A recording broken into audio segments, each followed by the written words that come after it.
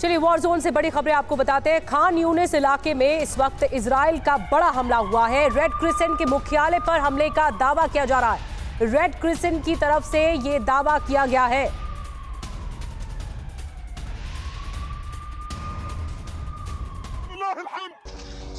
और एक और बड़ी खबर आपको बता दें, एक और ब्रेकिंग न्यूज। काला सागर में रूसी बेड़े को बड़ा नुकसान हुआ है।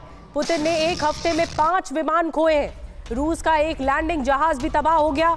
एक हफ्ते में पुतिन ने 5 विमान और एक लैंडिंग जहाज खोया है। रूस का काला सागर बेड़ा क्रीमिया में है।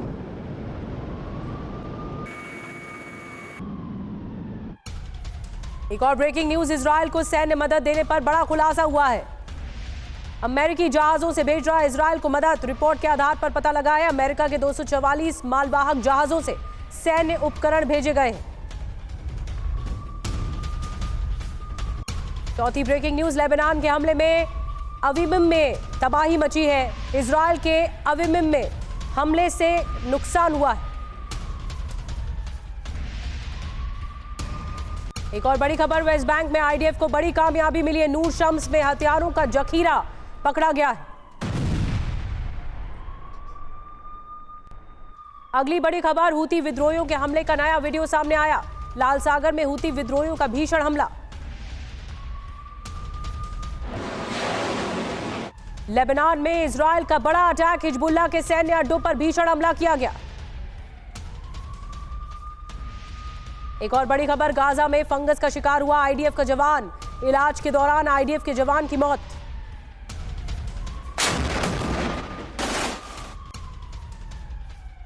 हमास के खिलाफ जापान का बड़ा कदम। हमास के 3 सीनियर नेताओं पर लगाया बैन।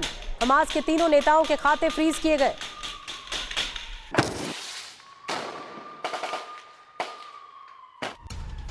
एक और बड़ी खबर, यूक्रेनी सेना से जुड़ी बड़ी खबर आ रही है। यूक्रेन में कम हो सकती है सैन्य सेवा की उम्र।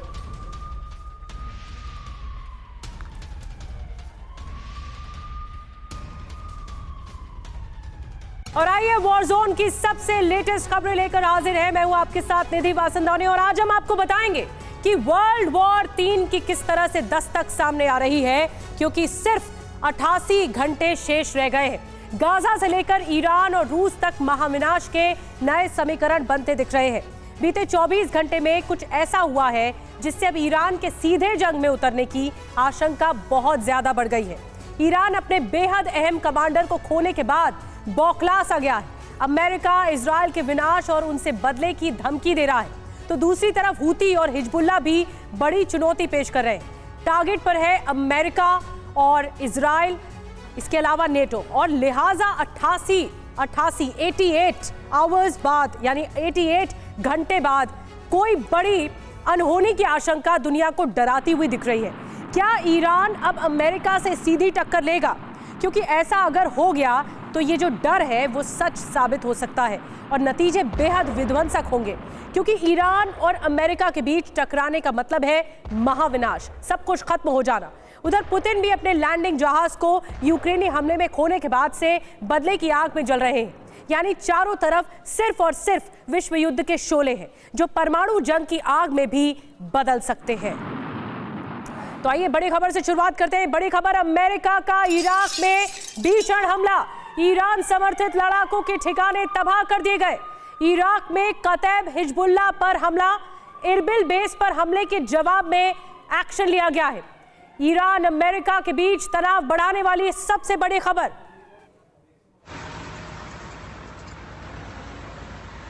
तो देखिए, जहां पर हमला हुआ है वहां से तस्वीरें सामने आ रही है और ये ईरान और अमेरिका के बीच में निश्चित तौर पर तनाव बढ़ाएगी।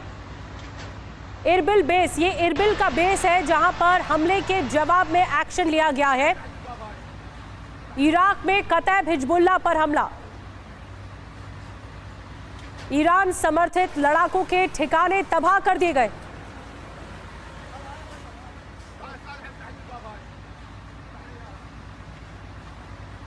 और अब आपको 2 तस्वीरें एक साथ दिखा रहे हैं। एक हमले के वक्त की है और दूसरे हमले के बाद की है। जी हाँ, अब हम आपको दिखाएंगे हम कि किस तरह से ये हमला हुआ और कैसे इराक में ईरान के दोस्त पर ये अमेरिकी हमला था। इसी से जुड़ी इराक में ईरान के दोस्त पर अमेरिकी हमला, अटैक 3 जगह पर हुए, 3 जगह पर। और टारगेट जो है वो ईरान समर्थित लड़ाके थे। आपको बता दें कि अमेरिका ने कहा है कि इन हमलों का मकसद इराक और सीरिया में गठबंधन बलों पर हमलों के लिए सीधे तौर पर जिम्मेदार है और इन्हीं तत्वों को जवाबदेह ठहराना और हमले जारी रखने की उनकी क्षमता को कम करना है। हम हमेशा अपनी सेना की रक्षा करेंगे, ये कहा गया। ये जनरल माइकल एरिक कुरेला की तरफ से कहा गया। तो आप समझ सकते हैं कि ये जो अमेरिका आगे बढ़ रहा है इन्हीं हमलों के जरिए, ये सीधी लड़ाई विश्व युद्ध को न्योता दे रही है। और एक और बड़ी खबर इस बीच बता दें, गाजा में शांति के लिए नेतन्याहू के 3 प्लान सामने आए हैं। पहला प्लान हमास का पूरी तरह खात्मा, दूसरा प्लान गाजा से सेना को हटाना, तीसरा प्लान जो सामने आया है गाजा से कट्टर ताकतों का सफाया।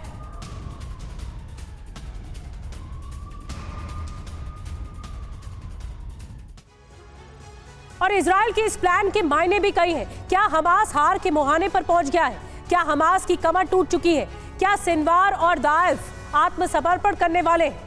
ये सवाल तब उठ खड़े हुए हैं जब क्रिसमस के मौके पर इजरायली सेना ने गाजा की धरती पर अब तक का सबसे बड़ा विस्फोट कर दिया। इजरायली बमबारी से उत्तर से लेकर दक्षिण गाजा जलने लग गया। इसके बाद सिनवार का जो बयान है वो इस बात का ऐलान कर रहा है कि आने वाले कुछ दिनों में हमास इजराइल के सामने हथियार डाल सकता है।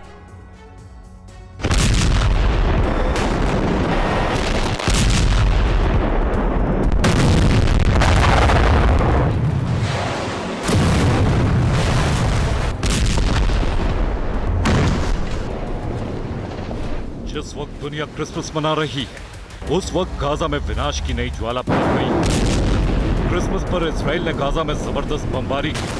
जमीन और आसमान दोनों फ्रंट से हमास पर भीषण हवा बोला गया।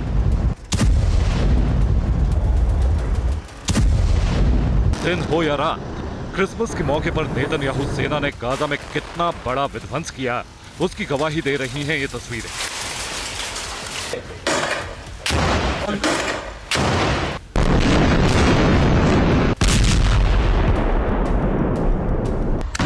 उत्तरी गाजा हो या दक्षिणी गाजा, सेंट्रल गाजा हो या वेस्ट बैंक, इजरायली सेना हर तरफ भीषण हमले कर रही है।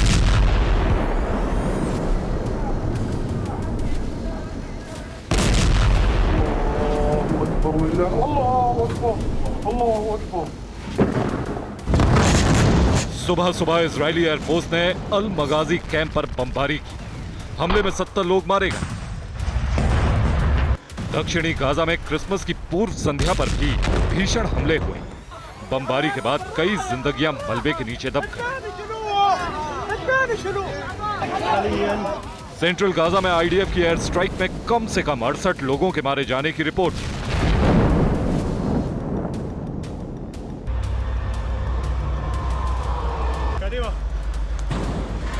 इजराइल की ग्राउंड फोर्स ने टैंक से हमास के हथियार प्रोडक्शन सेंटर को उड़ा दिया।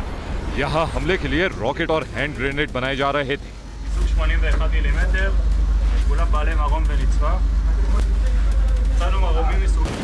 वेस्ट बैंक के जेनिन में आमने सामने की जंग हुई। आईडीएफ ने हमास पर इस तरह से ताबड़तोड़ फायरिंग की।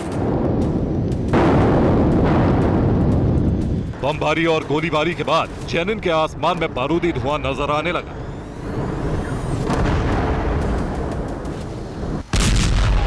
जबालिया में इजरायली सेना ने हमास की बहुत बड़ी सुरंग को ढूंढ निकाला। आईडीएफ टनल के अंदर घुस चुकी है। इजरायली सेना ने 24 घंटे के अंदर गाजा में 200 टारगेट को तहस नहस कर दिया। इस बीच इजरायली प्रधानमंत्री बेंजामिन नेतन्याहू ने फिर ऐलान कर दिया है कि गाजा में जंग तब तक जारी रहेगी जब तक कि इजराइल को जीत नहीं मिल जाती।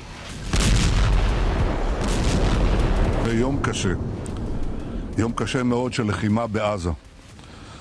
אני מבקש בשם כל חברי הממשלה וכל עם ישראל לשלוח תנחומים למשפחות לוחמינו הגיבורים שנפלו במלחמה על הבית.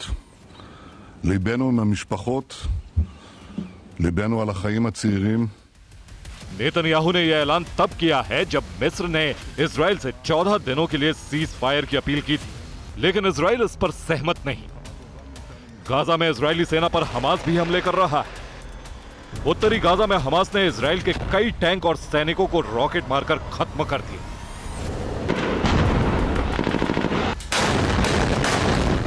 हमास का दावा है कि उसने 4 दिनों में 24 सफल हमले किए। इसमें इजराइल के 48 सैनिक मारे जा चुके हैं। गाजा में इजरायली सेना पर अल कुद्रस ब्रिगेड भी हमले कर रही। अल कुद्रस ने हमले का वीडियो जारी किया है।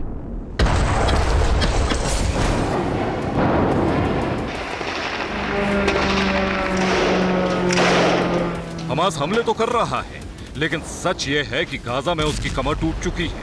यह बात सिनवार के बयान से साफ हो जाती है। सिनवार का कहना है कि हमास अभूतपूर्व लड़ाई का सामना कर रहा है, लेकिन हम हार नहीं मानेंगे।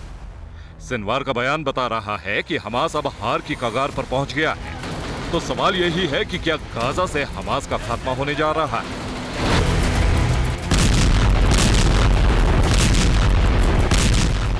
और एक और बड़ी खबर आपको बता दें, हूती की यूएस नेटो इजराइल को सीधी धमकी। हम सबसे मुकाबले को तैयार है, ये हूती विद्रोही कह रहे हैं। हम इजराइल का संहार कर देंगे। हूती विद्रोहियों की तरफ से धमकाया जा रहा है, सीधी धमकी है अमेरिका और नेटो को। أننا سنستطيع القضاء على هذا الكيان بشكل نهائي وإلى الأبد، ولن تحتاج مصر ولن يحتاج الأردن ولا أي دولة عربية أخرى لخوض حرب مع هذا الكيان أو نقض اتفاقية السلام معها. نحن سنقوم بالواجب بشكل كامل، وإذا ما تورطت أمريكا في العدوان على اليمن فإننا سنواجهها بشكل مباشر. نتمنى ذلك، لأن نواجه أمريكا وإسرائيل وأيضا حتى حلفائها الأوروبيين بشكل مباشر بدون أي تدخل لصالحها من قبل الدول العربية. एक और बड़ी खबर, बढ़ते तनाव के बीच हूती का शक्ति प्रदर्शन। इजराइल को ताकत दिखाते हुए धमकी दी गई है। वीडियो में हूती के युद्ध कौशल का प्रदर्शन किया गया है।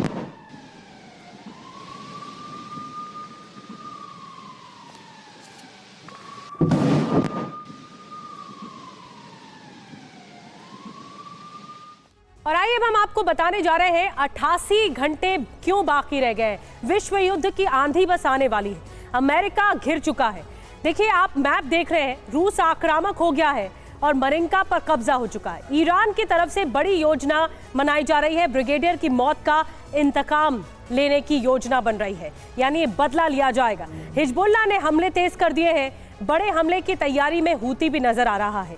सीरिया इराक में भी सीधी टक्कर है। तो ये देखिए, चक्रव्यूह है, बीच में अमेरिका है, एक तरफ हिजबुल्लाह है, हूती है, पुतिन है, और किस तरह से खेमनेई है यानी ईरान, वो बदले की आग में इस वक्त जल रहा है। एक और बड़ी खबर, रईसी और मौसावी की फ्लाइट में मुलाकात का वीडियो सामने आया है। एक पुराना वीडियो जब सामने आया तो इजरायली अटैक में मारा जा चुका है मौसावी, ईरान का कमांडर।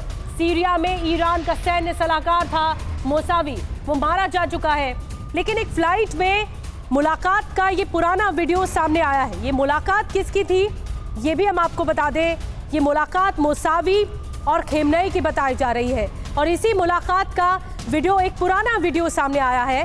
सीरिया में जो इजराइल के अटैक हुए, इसमें ईरानी सैन्य अफसर मारा गया है मौसावी, और इसी के तहत ये एक वीडियो भी सामने आया है जो पुराना वीडियो बताया जा रहा है। फ्लाइट में दोनों के मिलने का ये वीडियो बताया जा रहा है, जो तस्वीरों में आप देख रहे हैं।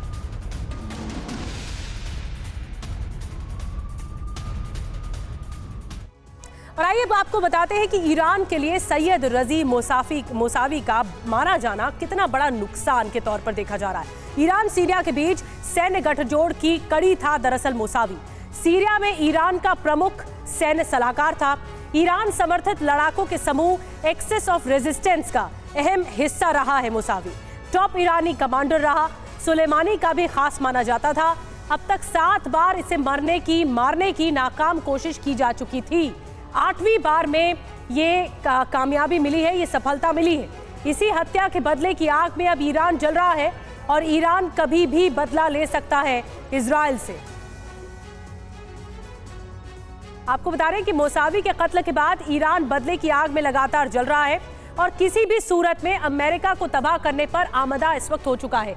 अमेरिका के लिए चुनौती सिर्फ ईरान से नहीं है, बल्कि ईरान समर्थक हूती विद्रोही और लेबनान से भी है। तो उधर रूस के तेवर भी आक्रामक हो चुके हैं। रूस ने तो मरिंका में कब्जे तक का दावा कर दिया है, जो कोई छोटी खबर नहीं। इन घटनाओं की परिणति विश्व युद्ध के रूप में देखने को मिल रही है। और इस वक्त की एक और बड़ी खबर आपको बता दें, हिजबुल्लाह का इजराइल पर बड़ा अटैक हुआ है। पश्चिमी गलील में आईडीएफ बेस पर हमले का दावा किया गया है। धू-धू कर जलता दिखा इजरायली बेस।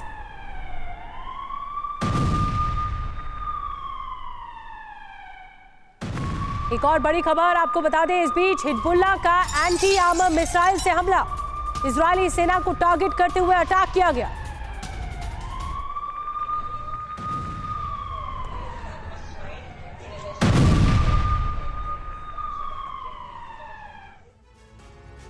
और एक और बड़ी खबर, सीरिया में सैयद मुसावी की हत्या से ईरान का गुस्सा भड़क गया है। ईरानी विदेश मंत्री हुसैन अमीर की इजराइल को बड़ी धमकी सामने आई है। इजराइल की उल्टी गिनती शुरू हो चुकी है। ईरानी विदेश मंत्री का कहना है, सही वक्त जगह पर जवाब दिया जाएगा।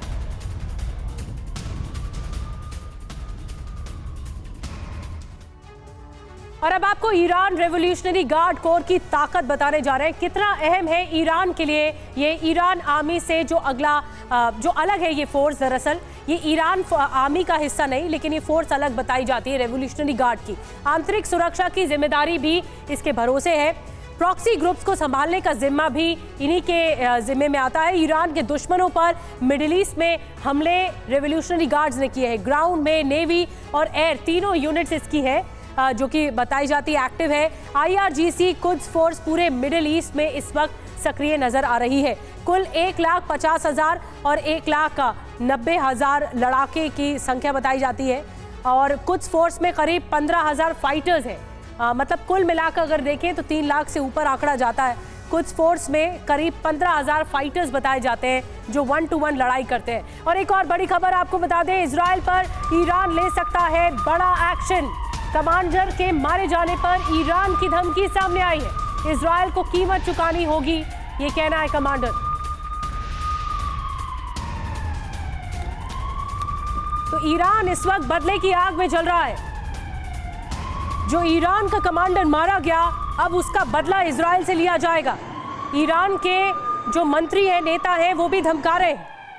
इससे जुड़ी हुई और जानकारी भी आपको अब देने जा रहे हैं। इजराइल से जंग लड़ेगा क्या ईरान? कुछ डिटेल में जानकारी देते हैं। 6 बड़े विकल्प क्या है, ऑप्शन क्या है। पहला, सीधे इजराइल से जंग की शुरुआत हो जाएगी। दूसरा, हिजबुल्लाह जैसे संगठनों से हमले होंगे। तीसरा, इजराइल के अंदर बड़े ड्रोन अटैक कर दिए जाएंगे। चौथा, इजराइल पहुंच रही सैन्य मदद पर हमला होगा। पांचवा, मिडिल ईस्ट में अमेरिकी बेस पर तबाही मचेगी। वहीं छठा, परमाणु हथियार हासिल कर इस्तेमाल करना। ये एक तरह से मकसद भी और विकल्प के तौर पर भी देखा जा रहा है। और ईरान और इजराइल के बीच में सीधी लड़ाई हो सकती है। एक बड़ी खबर और, इजराइल से बदले के लिए ईरान में आवाज उठ रही है। ईरान के तेहरान में भारी प्रदर्शन हो रहा है। ईरानी सरकार से इजराइल से बदले की मांग उठ रही है।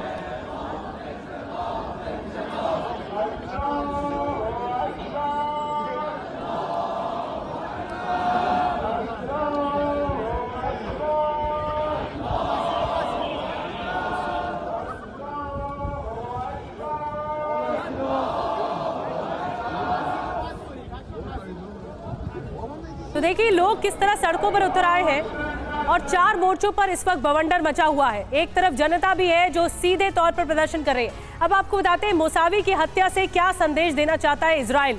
इजराइल ने ऐसा किया तो क्यों किया? ईरान का कोई डर नहीं है। सीधा संदेश यही है कि कोई डर नहीं है। दूर रहने की हिदायत दी जा रही है कि आप दूर रहिए, ये इजराइल का मसला है।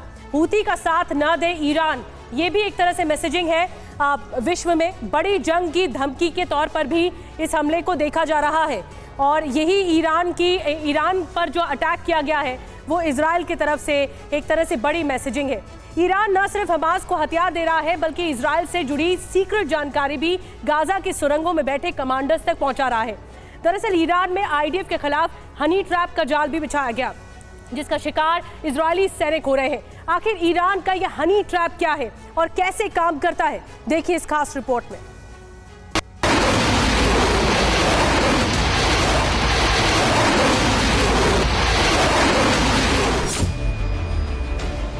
ईरान में अताओं का चक्रव्यूह, इजराइल में खलबली। ईरान का सीक्रेट प्लान, शिकार पर ब्यूटी विद ब्रेन।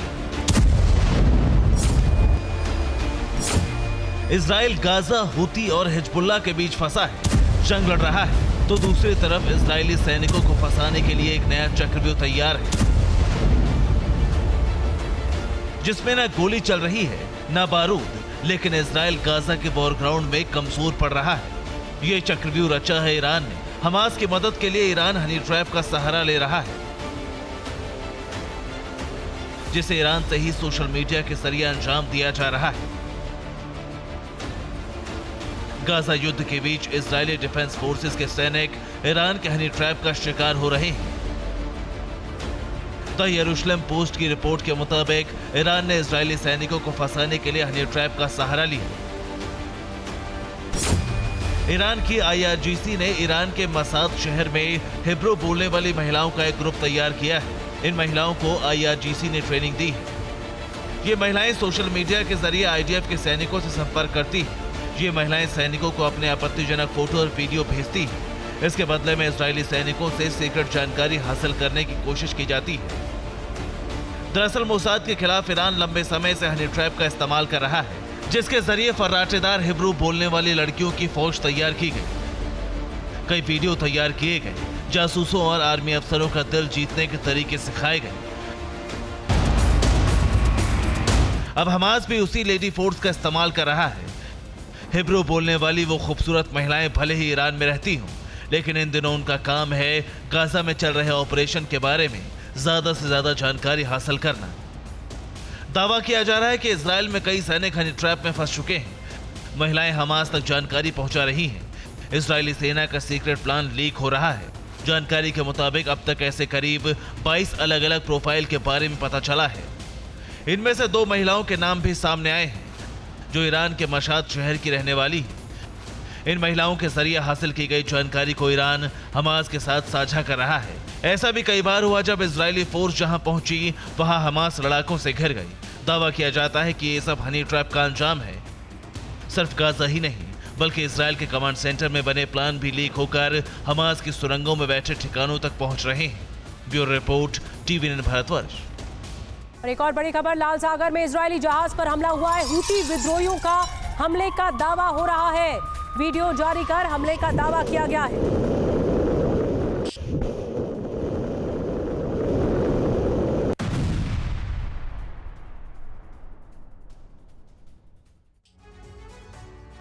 और एक और बड़ी खबर, ईरान विरोधी एक्शन से टेंशन के बीच बड़ी खबर है। 20,000 हूती लड़ाके इजराइल के खिलाफ तैयार हैं।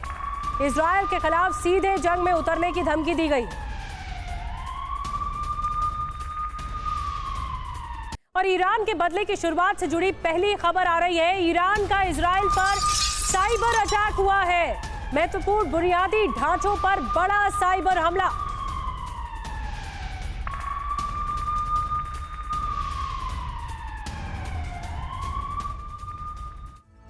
तो इजराइल से बदला क्या शुरू हो चुका है, आरंभ हो चुका है, और क्या ये विश्व युद्ध 3 का प्रारंभ है? इजराइल पर ईरान के साइबर अटैक से जुड़ी जानकारी आपको बताते हैं।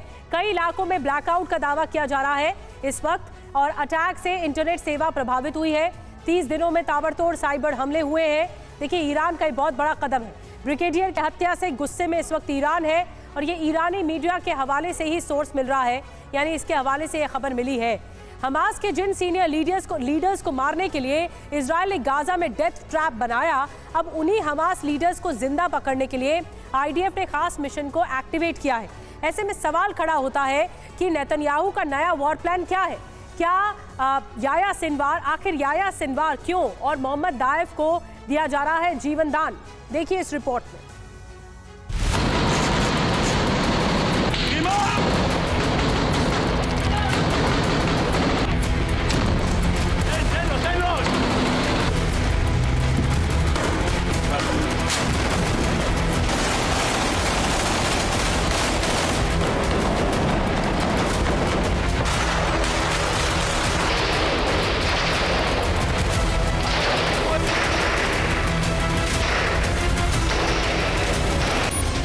7 अक्टूबर को इजराइल पर जो हमला हुआ, भले ही उसे अंजाम हमास के लड़ाकों ने दिया,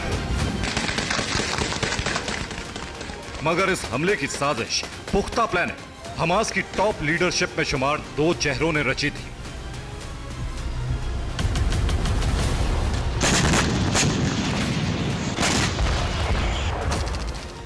और मौजूदा वक्त में वही 2 चेहरे इजराइल के प्राइम टारगेट हैं, जिन्हें जिंदा या फिर मुर्दा पकड़ने के लिए नेतन्याहू ने पूरी ताकत झोंक रखी है। और जानते हैं 7 अक्टूबर अटैक के वो मास्टरमाइंड कौन है? मसलन पहला नाम है Yahya Sinwar, Hamas operational commander Gaza. Mohammed Deif, प्रमुख हमास मिलिट्री विंग। यही वो 2 चेहरे हैं जिनकी तलाश मोसाद, MI6, CIA और FBI जैसी खुफिया एजेंसियां कर रही हैं। बावजूद इसके IDF और दुनिया की तमाम बड़ी एजेंसियों के हाथ खाली हैं। याह्या सिनवार और दाइफ को दबोचना मुश्किल हो रहा है।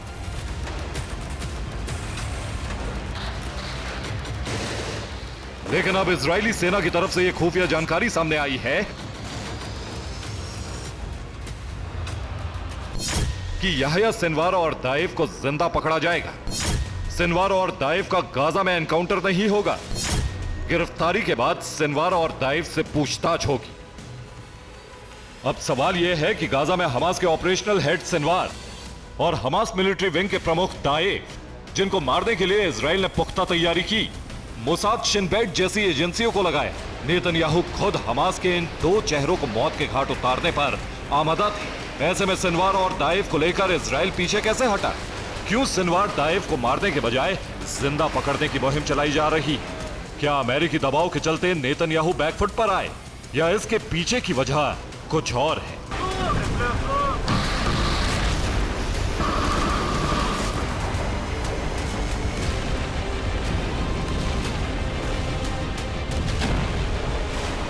दावा किया जा रहा है कि सिनवार और दाइफ को ना मारना, उनका एनकाउंटर ना करना, इसके पीछे इजराइल की सोची समझी प्लानिंग है।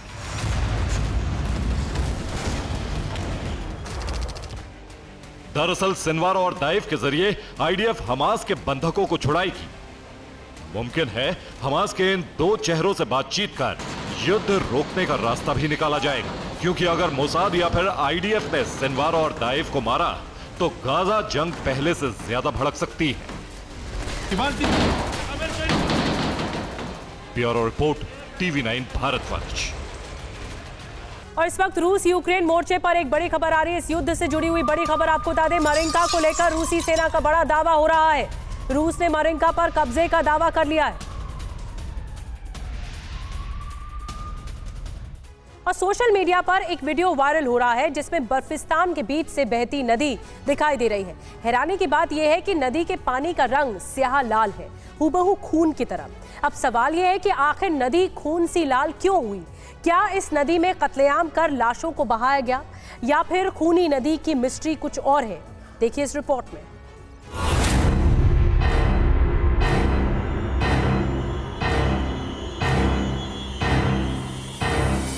सफेद बर्फ की मोटी चादर और उसके बीच बहती गहरे लाल रंग से सनी ये नदी।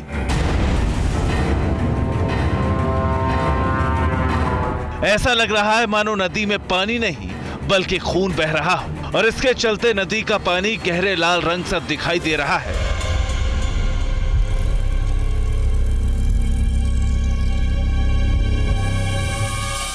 अब सवाल उठता है कि क्या जंगल में बहने वाली इस नदी में जानवरों की लाशें थी और लाशों से बहते खून से नदी का पानी लाल हुआ, या फिर इस नदी में इंसानों की लाशों को बहाया गया, उसके चलते नदी लाल रंग से सन गई। दरअसल सोशल मीडिया पर खूनी नदी का ये वीडियो जबरदस्त तरीके से वायरल हो रहा है। इस वीडियो को लेकर तमाम तरह की आशंका जताई जा रही है। तो आपको बता दें कि स्याह लाल रंग सी दिखाई देने वाली ये स्ट्रिमका नदी दक्षिणी रूस में मौजूद है, और जानते हैं इस नदी का रंग क्यों बदला है, क्यों उसका पानी लाल हुआ है। तो आपको बता दें कि स्ट्रिमका नदी रूस के औद्योगिक शहर से होकर बहती है, लिहाजा नदी के पानी में फैक्ट्रियों का मलबा छोड़ा जाता है। जिसके चलते स्टिम्का नदी पूरी तरह प्रदूषित हो चुकी है। स्टिम्का नदी के पानी का रंग भी स्याह लाल हो चुका है। प्रदूषण के चलते नदी का पानी गहरे लाल चकुंदर सा हो गया है। इस घटना के बाद स्थानीय लोगों की चिंता बढ़ गई है, क्योंकि न केवल नदी के रंग में भारी बदलाव आया है, बल्कि क्षेत्र में जनजीवों पर भी इसका प्रभाव पड़ रहा है। Bureau report, TVN Bharatvarsh. और देश की खबरों पर वापस लौटते एक बड़ी खबर आ रही है। जैकलीन फर्नांडिस ने सुकेश के खिलाफ शिकायत की है। सुकेश पर धमकाने, प्रताड़ित करने का आरोप लगाया गया है। सुकेश चंद्रशेखर, जो कि जेल में बंद है, जेल से जैकलीन को भेजे गए व्हाट्सएप मैसेजेस, विदेशी नंबर से सुकेश ने जैकलीन को मैसेज किए। सुकेश ने कोर्ट ने ब्लैक सूट पहनकर आने को कहा है। इस तरह के मैसेजेस किए गए सुकेश चंद्रशेखर की तरफ से। विदेशी नंबर से सुकेश ने मैसेजेस भेजे और इसी मामले में शिकायत की गई है जैकलीन की तरफ से, अभिनेत्री की तरफ से। और क्या शिकायत की गई है, क्या कुछ है इसमें, जितेंद्र और ज्यादा जानकारी के साथ जुड़ गए। जितेंद्र, क्या शिकायत की गई जैकलीन की तरफ से? साले के बाद भी लगातार जेल के अंदर के फोन